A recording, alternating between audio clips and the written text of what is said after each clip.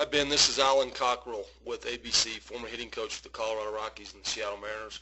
Take a look at your video this morning. Ben, one of the first things I always look for with hitters of all ages is just to make sure that we're staying under balance. And balance for me is keeping these knees inside the feet and keeping the head inside the knees. One of the other things I always pay attention to is the flex in the knees. We want to have good equal bend in both knees. I like your setup position right here. One of the things that I might, suggestion that I might make is, as opposed to having the back foot pointing out, I might try to get this back foot a little bit more squared up to where it's actually facing home plate just a little bit more. And again, that's going to help with the entire balance thing. So, okay, we're going to run this forward now into the load up phase. And the load up is where we are loading weight into our back leg, and we're preparing to see the ball, okay, and then put a good swing on it. So in the load up phase, you're in a good position right here. We want to try to load weight to the inside part of this back leg, the inner thigh of the back leg. You've done a really good job of keeping that knee inside, so that's going to be a good position, okay. Now the issue that we get into with your load here, Ben, is this knee, it's outside of this front foot right here. And because this takes place, it's going to be hard to maintain balance when we get into our swing. Okay, what I'd like to see is I'd like to see this knee pointed in here where it's inside this foot, just like this back knee is right here. We'd like to see that same little inward bend with the knees. Okay. The other thing that I pay attention to is the stride foot. The stride foot needs to be at 45 degrees or less. I think you're at about probably 50 to 60 degrees right here, just a little bit too far open. And when the stride foot opens like that, what happens is the hips can no longer be square, and this front hip wants to leak out and start our swing to the pull side of the field. When our stride foot is open like this, we have a tendency to have some difficulty handling pitches that are out here and the pitches that are on the outer third of the plate. They're just tough to stay on those pitches. So if we can just keep this knee inside and get this stride foot more at 45, then we're going to be in a much better position to hit. Okay.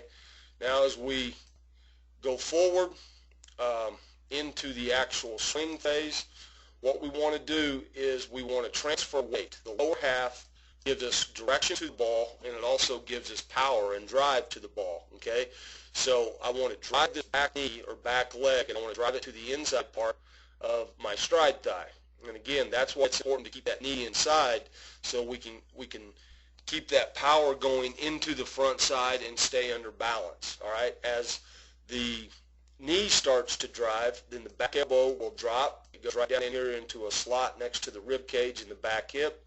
And we're going to get to a position that is called the connected position. You do a good job of that. Your back shoulder, your back elbow, your back hip are all in alignment. Okay, now from here, your hands will start to work in front of that connection, and they'll get just beyond your body, in front of your body, to contact. Okay? And as we get to contact, I see some good things. I see palm up, palm down, very good position. I see your head and eyes looking right down the barrel of the bat at contact. That's a very good position. The only thing that I see I think we can work on is keeping this knee more inside that foot, and that's going to keep us down into the ground.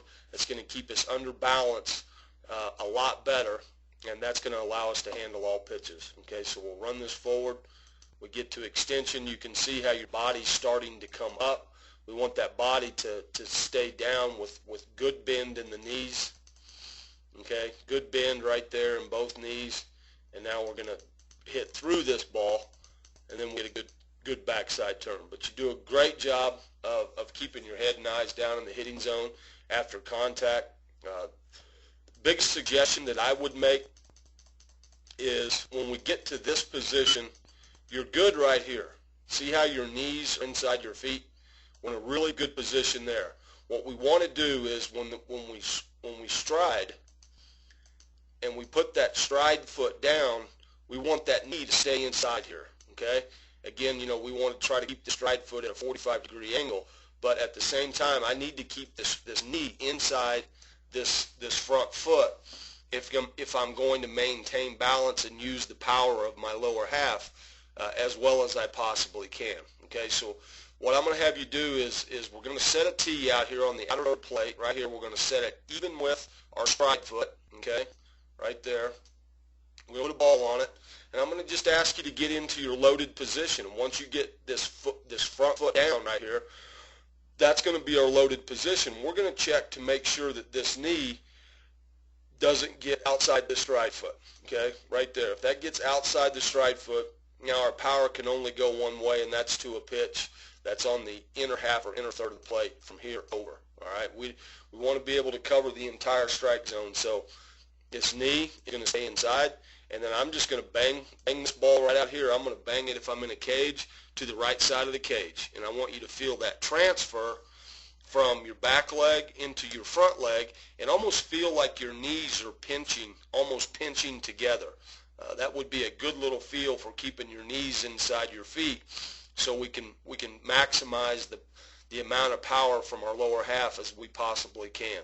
Okay, if we're on a field and we're doing this drill, this would be a ball that we would hit line drives through the second baseman or line drives into right center field. But this is just something that all good hitters do is hit a lot of balls off the tee.